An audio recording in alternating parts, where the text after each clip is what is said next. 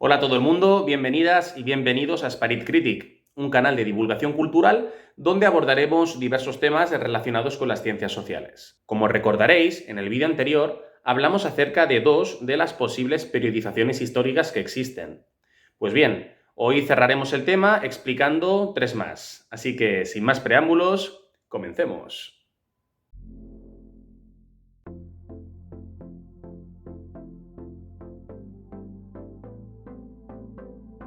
La tercera periodización, o el tercer eje cronológico que existe, es la periodización por los distintos sistemas económicos que conocemos. La primera fase de este eje es la comunidad primitiva o el tribalismo, periodo que va desde la aparición del ser humano hasta la aparición de los primeros macroestados de la antigüedad. Este sistema económico se basa, principalmente, en la subsistencia a través de prácticas como el forrajeo, el pastoreo o la horticultura. La obtención de recursos es limitada, y es la misma naturaleza quien dicta las principales pautas de crecimiento económico. En las sociedades tribales, sus miembros se reparten las tareas, las cuales se asignan según pericias y habilidades personales de cada individuo. Tareas como por ejemplo recolectar, pescar, cazar, tejer, crear utensilios a través del uso de la alfarería, etc. Las sociedades tribales se organizan políticamente en torno a un jefe de poblado y a un consejo de ancianos, los cuales se encargan de orientar al colectivo en ciertos temas y de ayudarles a realizar una correcta toma de decisiones. Es decir, ellos no aglutinan un poder autoritario y estratificador, sino que más bien asesoran, guían y representan a todos los individuos de la banda o la tribu. La segunda fase es el esclavismo, periodo económico que coincide con el intervalo temporal de la Edad Antigua, y que miles de años más tarde regresaría, como otra praxis más del capitalismo, en algunos estados modernos, como por ejemplo en el sur de los Estados Unidos o en el Imperio Español. El sistema esclavista se basa en la obtención de recursos y en el crecimiento económico a través del control absoluto de la fuerza de trabajo de algunos individuos, los cuales eran privados de toda libertad. Me refiero a los esclavos.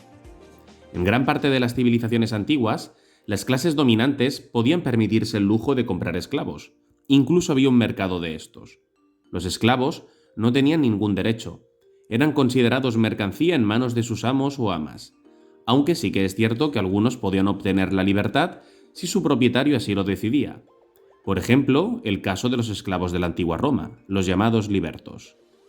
Los esclavos no solamente se utilizaban para obtener recursos, para realizar trabajos forzados de construcción o para el transporte. También se utilizaban para el cuidado y mantenimiento del hogar, para satisfacer los deseos sexuales del dueño o dueña, o para combatir entre ellos en las famosas luchas de gladiadores. La tercera fase sería el feudalismo, el cual coincide con el periodo de la Edad Media. El sistema económico feudalista se caracterizaba por el autoabastecimiento y rechazaba el comercio con otras culturas debido a la influencia que ejercía la Iglesia en todas las esferas de la vida pública. El sistema funcionaba del siguiente modo. Un señor feudal, propietario de latifundios, otorgaba un feudo o parcela de su tierra a un campesino o a un noble de menor categoría, para que pudieran explotarlo. Además, mientras estuvieran en dicho territorio, se encontrarían bajo su protección, lo que les otorgaba cierta seguridad en el caso de que fueran atacados por algún agente externo. A cambio, el señor feudal recibía tributos, normalmente abusivos, en forma de cosechas, víveres de cualquier índole o monedas. Este trato o pacto se le conocía como el pacto de vasallaje, donde también se juraba lealtad y fidelidad al señor.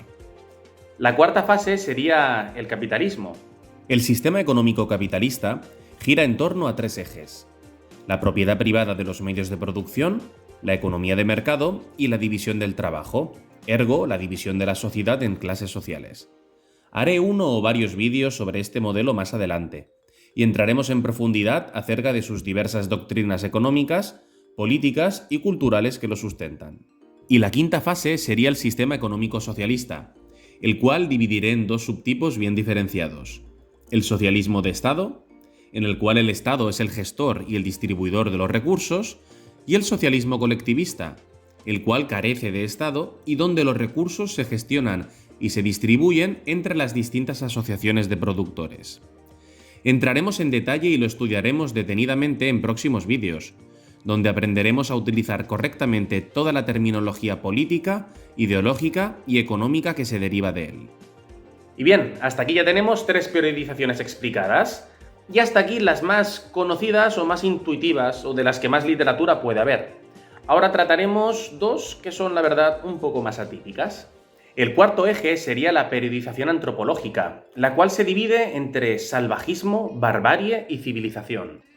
En el año 1877, Lewis Henry Morgan publica todo un clásico de la antropología, La sociedad primitiva, el cual sostenía que todas las sociedades humanas pasaban por un proceso evolutivo bien definido. Este libro estuvo influido por la teoría de la evolución de Darwin y por el organicismo social de Spencer, y la verdad me hicieron falta muchos años para que al final fuera refutado. De todas formas, es interesante que podamos ver esta periodización y sus 3 periodos. La primera fase, o el primer periodo, sería el salvajismo, el cual se dividiría entre el salvajismo inferior y el salvajismo superior. El salvajismo inferior es considerado el primer estado de la evolución cultural de las sociedades humanas. Está caracterizado por tener una economía de subsistencia basada en la caza y en la recolección, en la propiedad comunal de los recursos, en una alta promiscuidad entre los miembros de su comunidad y por tener una organización social basada en pequeñas hordas nómadas. En cambio, el salvajismo superior se caracteriza por la invención de algunas armas, como el arco y la flecha, abandonando así el uso del sílex u otras piedras como principales herramientas defensivas. También se extiende la prohibición del matrimonio entre hermanos y la filiación matrilineal. La segunda fase sería la barbarie, la cual también se divide entre barbarie inferior y barbarie superior. La barbarie inferior se caracteriza por el conocimiento y la práctica de la alfarería y de la agricultura. Además, la sociedad se organiza en torno a clanes o aldeas. También se prohíbe el incesto, aun fuera de la relación matrimonial. Con respecto a la barbarie superior, la principal característica es el surgimiento de la metalurgia y de la propiedad privada de inmuebles, objetos y hasta personas. La filiación cambia de la línea femenina a la masculina y se origina la poliginia, es decir, una forma de matrimonio donde el hombre puede tener más de una mujer. Para finalizar, la ulterior etapa es la civilización. Aquí las sociedades humanas se aglutinan en torno a macroestados, y los cultos y las creencias calan todavía más en la población y se extienden muchísimo más. Se construyen canales, presas, caminos, monumentos y demás infraestructuras que facilitan el transporte de personas y de mercancías. Surge el arte, el derecho y también la filosofía. Además, el comercio con otras culturas empieza a extenderse. También se asienta la estratificación social entre los diversos individuos, generando así una división muy marcada entre quienes albergan el poder y por tanto la gestión de los recursos y quienes no. Llegados a este punto, me gustaría comentar una obra que se llama Un estudio de la historia, de Arnold Toynbee.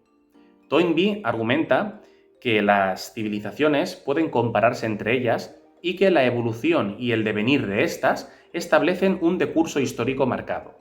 Las civilizaciones, para Arnold Toynbee, pasan por las siguientes fases: génesis, crecimiento, colapso y desintegración, y las distribuye entre desarrolladas, abortadas y detenidas.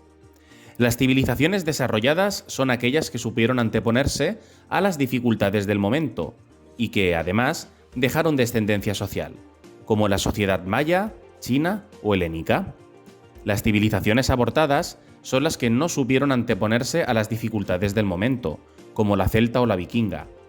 Y las civilizaciones detenidas, aquellas que no dejaron huella para futuras civilizaciones o que fueron absorbidas por otra superior, como es el caso de la esquimal o la espartana. Y bien, ahora daremos paso ya a la última periodización, a la quinta, la cual se basa en los acontecimientos más importantes de toda la cultura judeocristiana, es decir, las 6 edades del mundo de San Agustín de Hipona. San Agustín de Hipona fue la primera persona que supo interpretar el devenir histórico y su progreso y linealidad. Por eso es considerado el primer filósofo de la historia, y su periodización es la primera. Antes del judeocristianismo, los seres humanos concebían el tiempo de manera cíclica. Al principio, mediante un tiempo estacional o natural, marcado por los ritmos de la naturaleza, la posición de la luna, las cosechas, las estaciones, y posteriormente de manera cosmogónica, es decir, un tiempo cíclico que duraba miles de años. Un ejemplo de sociedad que concebía el tiempo de este modo era la civilización indo, donde está actualmente el país de la India, donde creían que el mundo sucumbiría para volver a empezar de nuevo otra vez. Fue a partir del judaísmo y posteriormente el cristianismo cuando el ser humano concibe el tiempo de manera lineal. San Agustín, como hemos hablado, se da cuenta de ello y establece un camino que va destinado a un final marcado por Dios. La división de este eje gira en torno a 6 momentos bíblicos: la creación del mundo, el diluvio universal, la vida de Abraham, el reinado de David, la cautividad en Babilonia y el periodo que comprende desde el nacimiento de Cristo hasta el Apocalipsis y la segunda llegada del Mesías. San Agustín dice que Dios se va apareciendo a los seres humanos en diversos momentos de la historia, y el eje recoge los acontecimientos más importantes. Además, esta concepción de progreso tiene sentido en tanto que llegamos a la fase ulterior, ya que en el juicio final sale a la luz el veredicto de Dios en relación a todos los actos que hemos ido cometiendo a lo largo de la historia, y así conocer quiénes obtienen la salvación y quiénes no. Esta periodización marcaría el concepto del tiempo de las sociedades futuras, abandonando la vida cíclica y emprendiendo el camino del progreso histórico, como filosofía de la historia, siendo la idea precursora de grandes filósofos como Hegel o Marx. Y bueno, con estas 3 últimas periodizaciones ya damos por terminado el tema, tanto del vídeo anterior como este. Evidentemente que se podría profundizar hasta la saciedad en cada una de ellas, ya que hay muchísima literatura, un montón de vídeos, documentales acerca de tanto de la histórica, de la tecnológica, de la económica, de la antropológica o de la cristiana, ¿no?, que hemos comentado ahora. La idea de todas formas era hacer 4 pinceladas de cada una de ellas, fomentar un poco la curiosidad, y si esta curiosidad empuja, aunque sea a 1 o 2 personas, a indagar un poco por Google o por YouTube o mirar algún libro, yo ya me doy totalmente por satisfecho. Bueno, espero que hayáis disfrutado. Nos vemos en el siguiente vídeo. No os olvidéis de darle like a este, de suscribiros al canal, y cualquier duda que tengáis o comentario que queráis hacer al respecto, podéis contactar conmigo mediante cualquier red social. Así que bueno, nos vemos. Fins aviat!